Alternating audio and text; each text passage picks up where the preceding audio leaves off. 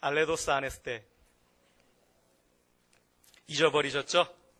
자, 예수스 아네스테, 알레도스 아네스테. 자, 우리 옆 사람과 서로 인사해 볼까요? 저게 뭔 소린가 하시는 분들이 있겠지만, 자, 이에수스 아네스테,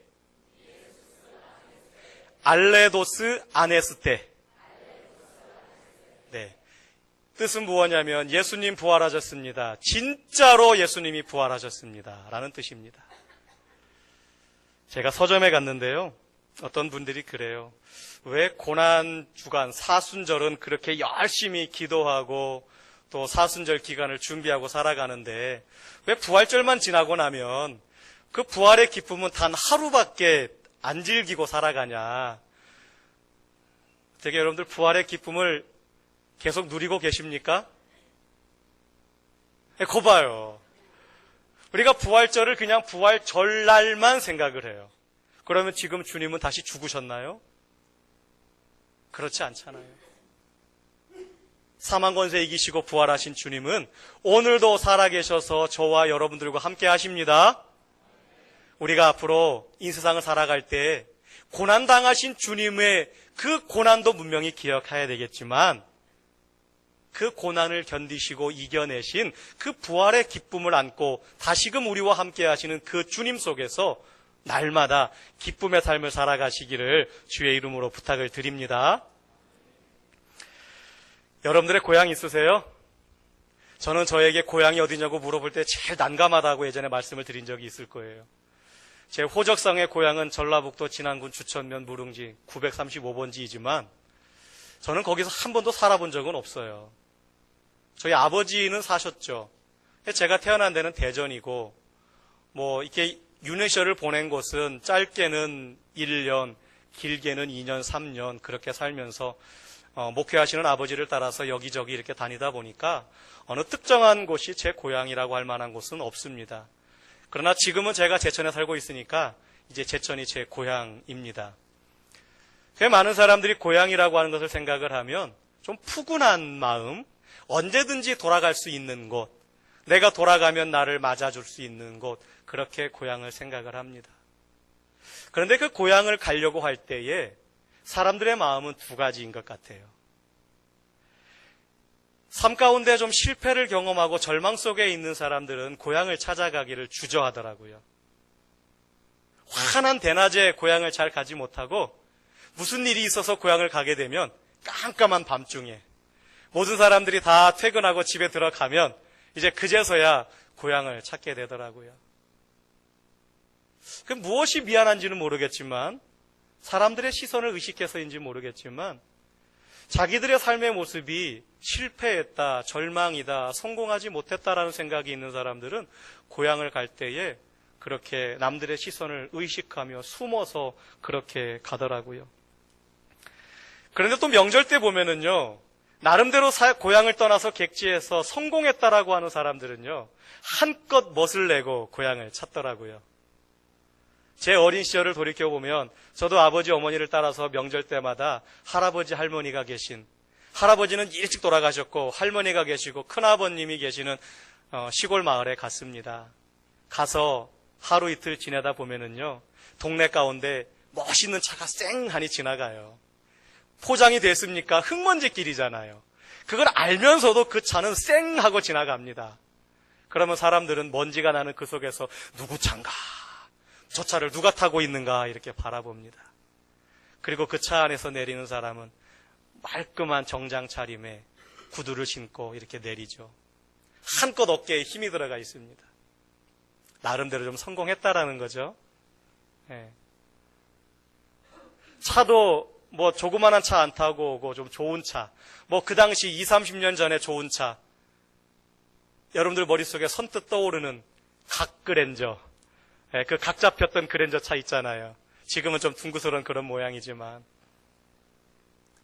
하여튼 그런 차들을 사람들이 많이들 빌려서 타고 고향에 의시되면서 내려왔던 때가 있었어요. 그래서 명절 때만 되면 렌터카 회사들마다 차가 부족해서 아주 품귀 현상이 일어났다고 합니다. 고향엔 가고 싶은데 성공한 모습을 보여주고 싶어서 자기 차는 그것보다 훨씬 낮은 차지만 좀 좋은 차를 타고 가야 이렇게 좀 당당하게 어깨를 펼 수 있을 거라고 생각을 했던 거지요. 어쨌거나 고향을 생각할 때에 그 두 가지의 마음들이 있어요. 지금 나의 모습이 실패했다, 좀 절망 속에 있다라고 하는 분들은 의기소침해서 남들의 시선을 생각한 나머지 그들의 시선을 피해서 고향을 가고, 나름대로 성공했다라고 하는 사람들은 어깨를 펴고 당당하게 그렇게 갑니다. 오늘 본문에도 보니까요, 예수님의 제자들이 있어요.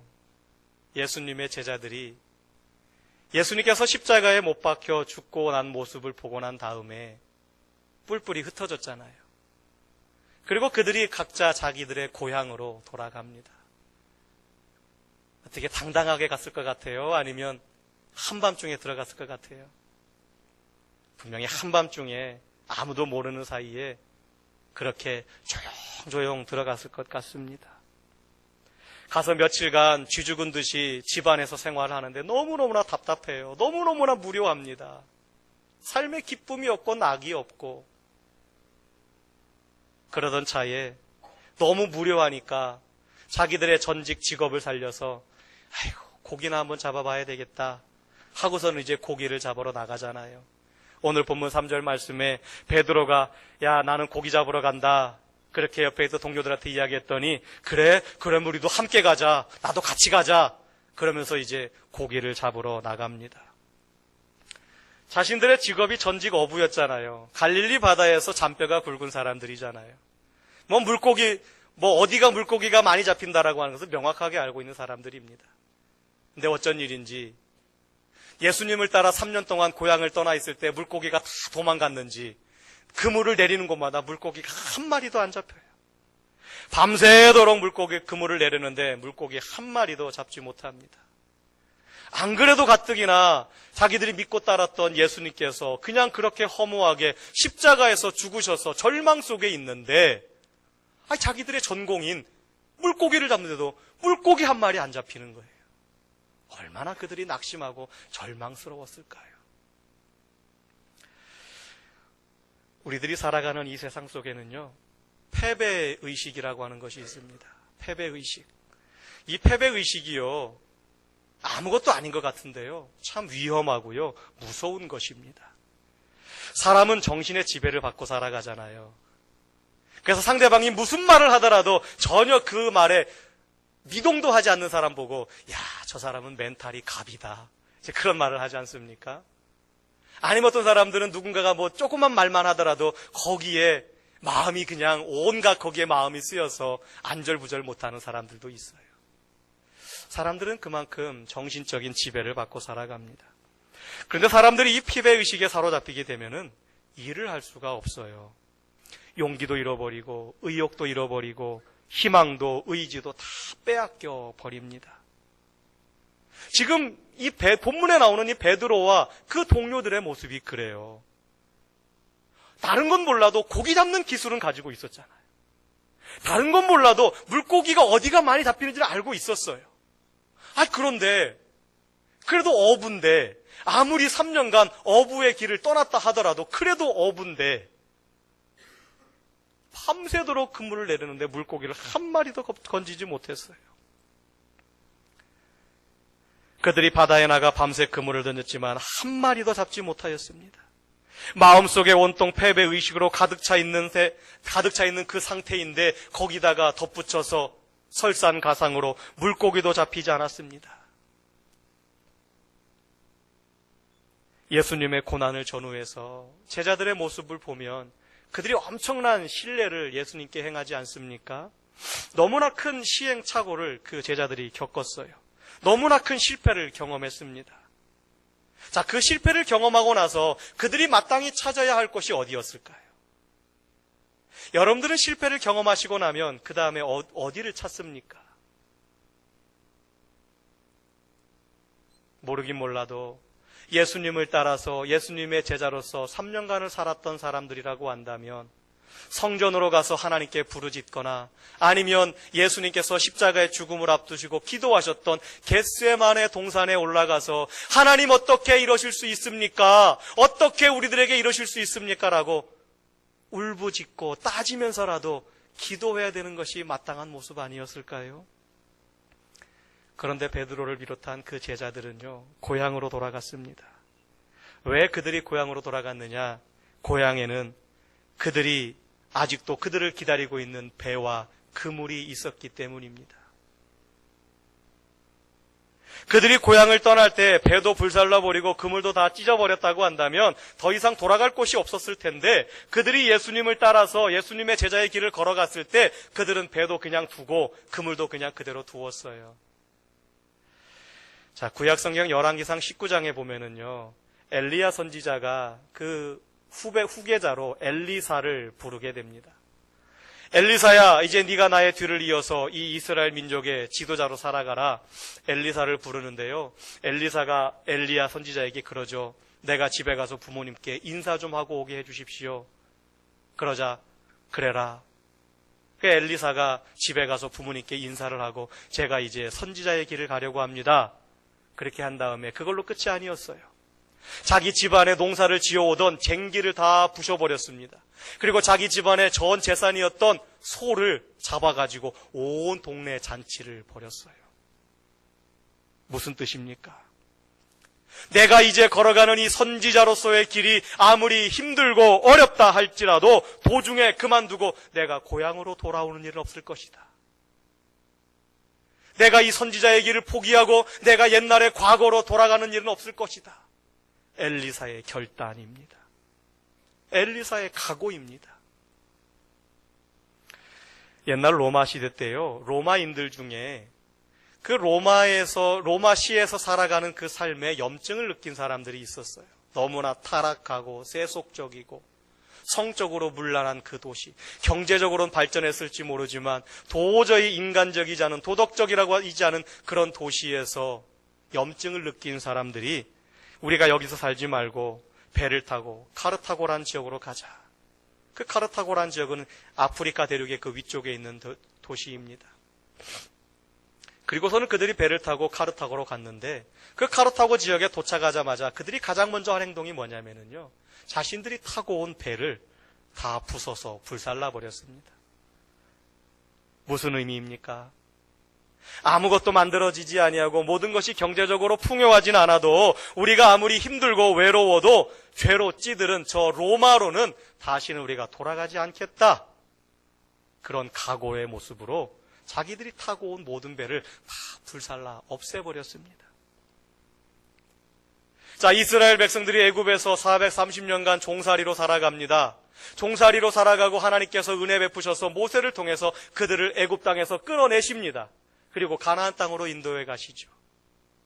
하나님께서 그들을 가나안 땅으로 인도해 가시는데 홍해 바다를 건너게 하십니다. 굳이 홍해 바다를 건너지 않아도 애굽 땅에서 출애굽해서 가나안 땅으로 들어갈 수 있는 육지의 길이 있었어요. 그런데 왜 하나님께서는 그들을 홍해 바다를 건너가게 하셨을까? 홍해 바다를 건너게 된 것도 하나님의 은혜요. 또한 그 홍해 바다 속에서 수장되어 죽어가는 애굽의 군대를 바라보면서 이제는 우리가 더 이상 돌아갈 곳이 없다. 어쩌면 가나안 땅으로 향해 가는 그 여정 과정 속에서 혹이나 마음이 변하여서 옛날 과거로 돌이켜서 애굽 땅에 살 때가 좋았지, 그때로 돌아가고 싶다라고 하는 그러한 마음을 하나님께서는 없애시기 위해서 그들을 홍해 바다를 건너게 하셨습니다. 신앙은요, 결단이 필요합니다. 결단이 필요합니다. 내가 무엇인가 믿는 구석이 있으면 하나님 앞에 나의 삶을 전적으로 헌신하지 못하지요. 여기 제자들은요, 예수님을 따라 나설 때 그들의 배와 그물을 그냥 두고 떠났습니다. 그것은 여차하면 다시 돌아와서 그 그물을 들고 바다로 나가서 고기를 잡으면 될 것이다 라고 그들은 생각했을 것입니다. 그래서 오늘 그들은 다시 그물을 들고 바다에 나간 것 아닙니까? 그날 밤 그물을 들고 그물 가득히 고기를 잡았더라면 아마 그들은 또다시 더 포기했을 것입니다. 그러면 유혹을 받아서 고된 제자의 길을 회복하려고 하지도 아니하고 완전히 그냥 그곳에 눌러 앉아 살려고 했을지도 모르겠습니다. 그런데 다행스럽게도요, 밤새도록 그물을 던졌는데 물고기 한 마리 건지지 못했습니다. 그것이 하나님의 은혜입니다. 자기들이 잘할 수 있을 거라고 생각해서 했는데 그것마저도 자기들을 철저하게 외면합니다. 한 마리도 잡지 못했어요. 그때 누군가가 왔습니다. 그때 누군가가 와서 소리를 지릅니다. 오늘 6절 말씀해 보니까 배 오른편에 그물을 한번 던져보라. 배 오른편에 그물을 한번 던져보라. 제자들은 그가 누구인지도 몰랐습니다. 누구인지 확인도 하지 않고 그들은 그냥 그 말을 듣고 그물을 배 오른쪽에 던졌습니다. 그랬더니 웬일입니까? 밤새도록 어부인 자기들의 온갖 경험을 다 동원해서 그물을 내렸을 때는 물고기 한 마리 잡히지 않았는데 누구인지도 알지 못하는 그 사람이 저 육지에서 오른편에 그물을 던져봐라 라는 그 말에 그물을 내렸더니 물고기가 어마어마하게 잡힌 것 아닙니까? 제자들은 신났을 것입니다. 이야, 우리가 드디어 물고기를 잡는구나. 그것이 누구의 덕인지도 모르고 그저 물고기가 많이 잡혔다라고 하는 것에 기분이 한껏 들떠 있었을 것입니다. 그런데요, 이 사건 어디서 많이 본 것 같지 않습니까? 3년 전에 예수님께서 베드로와 그 제자들을 만나실 때요, 부르실 때요, 똑같은 장소에서 똑같은 모습으로 예수님께서 그들을 제자로 부르시기 위해서 찾아오셨거든요. 차이가 있다면 그때 당시에는 깊은 데로 가서 그물을 내려라. 그러니까 예수님은 목수이기 때문에 그 물고기 잡는 법을 모르잖아요. 어쨌든 예수님께서는 저 깊은 데로 가서 그물을 내려라 그랬더니 뭐라고 이야기합니까? 우리가 밤이 맞도록 수고해도 한 마리 물고기도 건지지 못했지만 당신의 말씀을 의지해서 그물을 내립니다. 그랬더니요, 물고기가요 어마어마하게 잡힌 것 아닙니까? 그리고 나서는 그분이 주님이심을 알고 주님 앞에 엎드리며 주여 나를 떠나소서 나는 죄인입니다. 그러자 주님께서 나를 따라오너라. 내가 너를 사람 낚는 어부로 만들리라. 그러면서 이 베드로와 그 주변 친구들이 예수님의 제자가 된 것 아닙니까? 오늘도 똑같은 사건이에요. 밤새도록 그물을 내는데 물고기 한 마리 건지지 못했습니다. 그런데 낯선 사람이 배 오른편에 그물을 던져라 그랬더니 그 물고기가 엄청나게 잡혔죠. 조금만 생각이 있는 사람이라고 한다면 이거 뭔가 이상한데? 예전에 이런 일이 한번 있었는데 주님이신가? 그런 생각을 가질 만도 한데요, 베드로는 그런 생각을 미처 가지지 못했습니다. 다른 제자들도 마찬가지였어요. 문제는 패배의식이었죠. 그들 마음속에 가득히 자리 잡고 있는 패배의식. 예수님의 십자가의 죽음을 보고 다 끝났다라고 생각했다는 그 생각.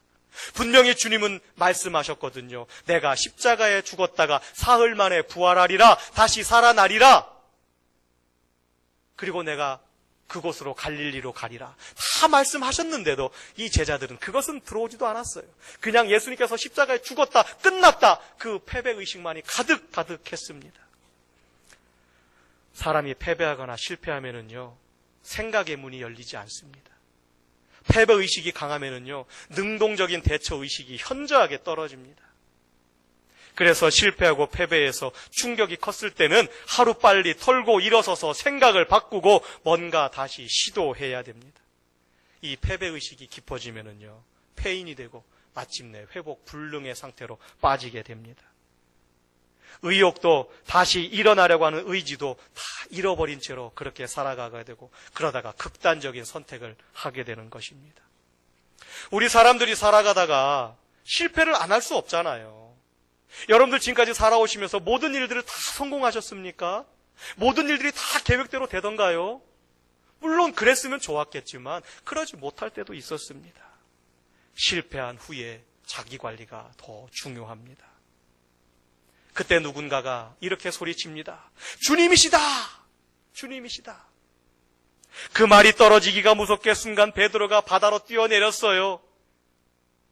그때 그 낯선 사람을 발견한 것은 오늘 본문에 보니까 그 사람이 주님께서 사랑하시던 사람이었다. 우리는 그 사람을 요한이라고 알고 있습니다. 요한이 소리칩니다. 주님이시다. 그리고 그 주님이시다라고 하는 소리를 듣고 베드로는 너무나 반가워서 그 소리를 듣자마자 그냥 바다로 뛰어내립니다. 베드로라고 하는 사람요, 참 실수도 많고 실패도 많이 하고 주님을 모른다고 3번이나 부인하고 성격 급하고 다혈질인 사람이기도 했지만은요, 주님이다라고 하는 이 말 한마디에 다른 거 생각하지 않았습니다. 그냥 그대로 바다로 뛰어들어갑니다. 그 베드로의 마음속에는 온통 예수 그리스도에 대한 생각으로 가득 차 있었다라고 하는 것을 단적으로 보여주고 있는 것입니다. 베드로는요, 열정의 사람이었어요. 주님이시다라고 하는 그 말 한마디에 잠자고 있던 그 열정이 다시 한번 꿈틀거리고 깨어나서 바닷속으로 뛰어내렸습니다. 우리 제자들에게도, 오늘날 하나님의 자녀라고 하는 우리 그리스도인들에게도 이런 열정이 필요합니다. 신앙인이라고 하면서 우리는 너무나 많이 계산하고 재고, 우리는 너무나 앞뒤를 따지려고 합니다. 그런 사람들에게 놀라운 일들은 일어나지 않습니다. 계산은 하나님이 하시는 것입니다. 영국의 가디언지라고 하는 신문이 있습니다. 그 가디언지에서 젊은이들이 꼭 경험해 봐야 할 몇 가지를 이렇게 선정해서 발표를 했어요. 젊은이라고 한다면 해봐야 될 것들. 저는 이 자리에 계신 모든 분들이 젊은이라고 생각을 합니다. 좀 나이가 어린 젊은이, 좀 나이가 많은 젊은이만 있을 뿐이지 다들 젊은이들이십니다. 노아 할아버지는 몇 살까지 살았나요? 그건 모르겠지만 어쨌든 600세 됐을 때도 노아 방주를 만들었잖아요. 뭐 아직 우리는 100살 넘으신 분들이 없으니까 아직 젊은이들입니다. 우리도 누구나 다 도전해 볼 수 있는, 그렇다고 너무 무리하지는 마시고요. 그 가디언지가 설명하고 있는, 권면하고 있는 젊은이들이 꼭 해봐야 될 몇 가지가 있는데 뭐냐면, 첫 번째, 남아프리카 공화국에 있는 스톰스 강에 블루크란스라고 하는 다리가 있어요. 그 다리의 높이가 밑바닥에서부터 다리까지 216m인데 거기에서 번지 점프를 해봐라 권면합니다. 거기서 번지 점프를 하면은요, 시속 111km로 떨어지는데 7초면 떨어진답니다. 근데 그 7초간 떨어지는 그 순간에 쾌감이 있다라는 거예요. 젊은이라고 한다면 저런 모험심도 열정도 있어야 되지 않겠느냐. 또한 두 번째 권면하고 있는 것은 시베리아 철도를 타고 아시아 대륙을 한번 횡단해봐라. 중국 북경에서 출발하여 블라디보스톡을 거쳐서 저쪽 유럽 쪽에 러시아 상트페테스부르크까지 연결되는 유럽 횡단, 아시아 횡단 철도입니다. 저 기차를 타면 밤낮으로 달려서 한 달이 걸린답니다. 한 달이 걸리는데 그 한 달간 기차를 타고 가는 도중에 결코 교만도 자만함도 부릴 수 없음을 깨닫게 된다라는 거죠. 우리도 남북이 통일되면은요, 저 목포에서 출발한 기차가, 부산에서 출발한 기차가요, 평양을 거쳐서 저 끝까지 갈 수 있어요. 이미 철로는 다 만들어져 있잖아요. 우리가 그날을 한번 기다리면서 우리가 다 같이 한번 저 아시아 횡단 열차를 한번 타보기를 소원합니다. 세 번째로 또한 추천하는 것은 페루의 잉카 유적지를 가봐라라고 권면합니다. 4,000m 고지에 마추픽추라고 하는 그런 거대 도시가 형성이 되어져 있죠. 생각이 넓어지고 마음이 넓어진다라는 경험을 하게 될 것이라는 겁니다. 4,000m 고지에 형성된 저 도시. 그리고 마지막 네 번째로 권고하는 것은요, 호주 시드니 항구에 있는 300m나 되는 높은 다리 위에 설치된 그 아치를 등반해보라라는 것입니다. 한 1m 정도밖에 안 되는 평균대도 이렇게 걸어가기가 쉽지 않잖아요. 그런데 저 300m나 되는 저 아치를 등반해보라고 권면합니다. 그곳에 올라서게 되면 나의 존재가 얼마나 작은지 느껴지면서 겸허함을 배울 수 있다라고 젊은이들에게 권고합니다.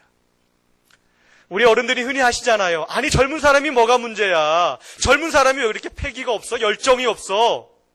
내가 당신 나이였으면 내가 뭐든지 할 수 있었어 라고 우리가 말들을 하시잖아요.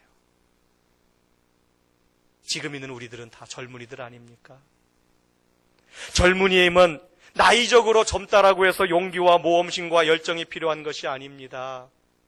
우리 신앙인에게도 동일하게 열정과 모험 정신이 우리에게도 필요합니다. 베드로는 실수도 많이 했지만 그 대신 열정이 있는 사람이었습니다. 모험심이 있는 사람이었습니다. 그래서 주님께서 나를 따르라 라고 말씀하셨을 때에 그는 앞뒤 가리지 아니하고 주님을 따랐습니다.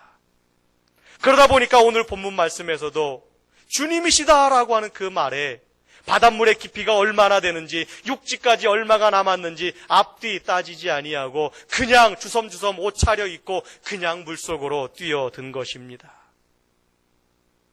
제자들은 오랜만에 평화로운 시간을 가지게 되었어요.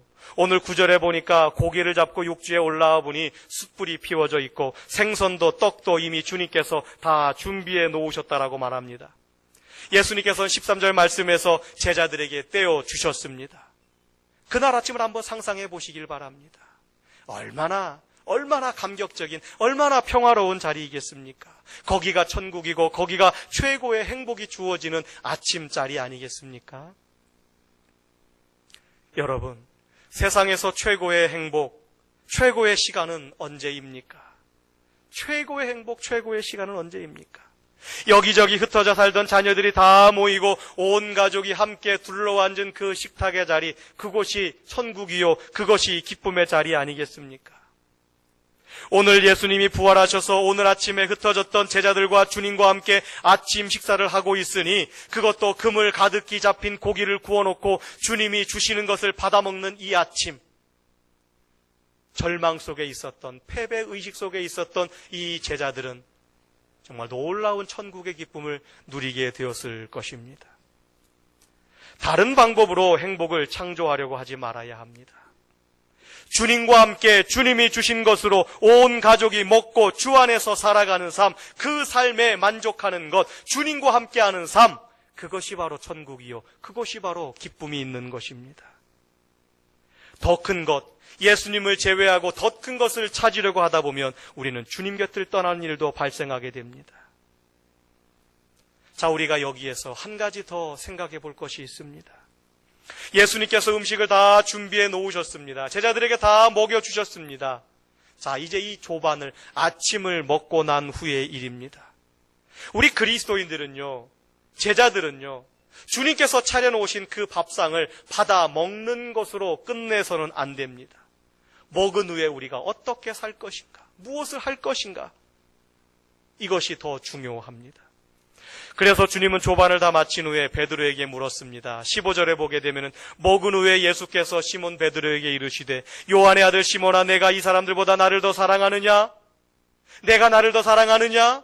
내가 나를 더 정말로 사랑하느냐? 주님께서 베드로에게 물으십니다. 아니, 그 주변에 다른 사람도 많이 있는데 유독 그것도 3번씩이나 베드로에게만 물으시잖아요. 베드로가 얼마나 부끄럽고 창피했겠습니까? 자신의 잘못을 너무나 잘 알고 있잖아요. 더더군다나 그 자리에는요, 모닥불도 피워져 있어요. 모닥불 하면 생각나는 것이 며칠 전 예수님께서는 모진 고문을 당하실 때 모닥불 주변에 앉아가지고 깜빡깜빡 졸고 있다가 어느 여자 종이 하는 말이 너도 저 사람과 한패 아니냐? 아이고 무슨 소리냐? 나는 저 사람을 알지도 못한다. 예수님을 배반했던, 부인했던 자리도 그 모닥불이 피어져 있던 자리 아닙니까? 그런데 지금 동일하게도요, 그 모닥불 자리에서 수많은 사람들이 있는 그 자리에서 주님은 또 물어요. 네가 나를 사랑하느냐? 그것도 한 번만 물으신 게 아닙니다. 2번, 3번, 네가 나를 사랑하느냐? 그렇게 묻습니다. 베드로가 점점 기어가는 소리로 내가 주님을 사랑합니다. 내가 주님을 사랑합니다. 내가 주님을 사랑하는 줄 주님이 아십니다. 큰 소리로도 대답하지 못했을 것입니다. 작은 소리로지만 내가 주님을 사랑하는 줄 주님이 아십니다 라고 고백을 합니다. 그러자 주님께서 베드로에게 내 양을 먹이라, 내 양을 치라, 내 양을 먹이라 라고 지나간 일을 잊어버리고 다시 한번 베드로에게 기회를 주십니다. 권면해 주십니다. 베드로의 그 땅에 떨어졌던 권위를 다시 회복시켜 주십니다. 이런 과정을 거쳐서 베드로가 비로소 그 위대한 베드로 사도로서의 삶을 시작을 하게 되는 것이죠. 사도행전 말씀을 읽어보게 되면요, 더 이상 그곳에서는 연약하고 주눅들고 있고 패배의식 속에 있는 베드로가 아니라 열정적으로 주님의 말씀을 전하는 베드로가 등장을 합니다. 다시금 찾아오셔서 사명을 부여해 주시는 그 주님 앞에 자기는 아무것도 아니지만 주님 앞에 신앙의 고백을 드리고 성령 충만함을 받아 열정적으로 전도할 때에 3,000명, 5,000명이나 되는 사람들이 동시에 회개하는 놀라운 역사가 일어났습니다. 사랑하는 성도 여러분, 오늘 우리는 부활하신 주님께서 갈릴리 바다에서 다시금 제자들을 만나시는 오늘의 모습을 통해서 우리는 몇 가지를 경험하게 됩니다. 하나는 실패는 때로 유익을 가져다 준다라는 것입니다. 실패는 어떤 때는 없었던 것보다 더 훨씬 더 유익의 경험을 우리들에게 줍니다. 베드로에게 있어서 실패의 경험은 돈을 주고도 살 수 없는 소중한 기회였습니다. 반전의 기회였고요, 다듬어지는 기회였고 성숙해지는 그런 기회였습니다. 또 하나는 주님이 베드로에게 물으시듯 오늘 이 시간도 우리에게 절망의 자리에서, 슬픔의 자리에서 주저앉아 절망하고 있는 나에게 찾아오셔서 나에게도 동일하게 베드로에게처럼 물으신다라는 것입니다. 내가 나를 사랑하느냐? 너는 정말 나를 사랑하느냐? 그때 우리는 내가 주님을 사랑하는 줄 주님이 아십니다 라고 우리도 대답할 수 있어야 합니다. 제자의 삶은 형식의 삶이 아니라 때로는 용기도 열정도 모험도 할 수 있어야 합니다. 마지막 우리가 또한 경험하는 메시지는 배부른 후의 삶의 모습입니다. 밤새도록 수고하여도 물고기 하나 건지지 못하였지만 예수님의 명령에 순종하여 놀라우리만큼 많은 물고기를 거두고 주님께서 차려놓으신 아침 밥상을 받아 먹고 그 이후에 제자들의 삶의 모습입니다. 우리는 배부른 후에도 여전히 더 먹을 것에 취해서 살면 안 됩니다. 제자들이 바닷가에서 고기를 잡아서 주님과 함께 먹고 마시고 또 그 다음 날도 와서 또 고기를 잡아서 주님과 함께 먹고 배부르게 마시는 것으로 끝났더라면 그들의 삶은 아무것도 아니었을 것입니다. 우리 그리스도인에게는 배가 부른 후에 아침 조반을 먹은 후에 우리가 반드시 해야 할 일이 있습니다. 그 일이 무엇입니까? 그것은 바로 주님의 제자로 살아가는 일이고 부활의 증인으로 살아가는 일이고 다시 실패하고 후회하는 무력한 삶이 아니라 복음을 들고 도전하고 증명하는 삶을 사는 일입니다. 사랑하는 성도 여러분, 우리 주님은 분명히 부활하셨습니다. 우리 주님은 진실로 부활하셔서 오늘도 나와 함께 하십니다. 여러분들 지금 절망의 자리, 고통의 자리에 계십니까? 주님 없이 혼자 살아가고 계십니까? 부활의 주님을 붙잡으십시오. 오늘도 찾아오셔서 내가 나를 더 사랑하느냐라고 물으시는 그 주님 앞에 하나님, 내가 주님을 사랑합니다. 다시 한번 우리에게 사명을 주시고 기회를 주시는 그 주님 앞에 우리의 남은 인생, 모든 실패가 승리로 변하고 후퇴가 전진으로 변하고 옹졸함이 모험의 길로 변하여서 주님 앞에 당당한 그리스도인의 삶을 살아가는 저와 여러분들 모두가 되시기를 주의 이름으로 부탁을 드립니다. 참 좋으신 아버지 하나님, 고맙고 감사합니다.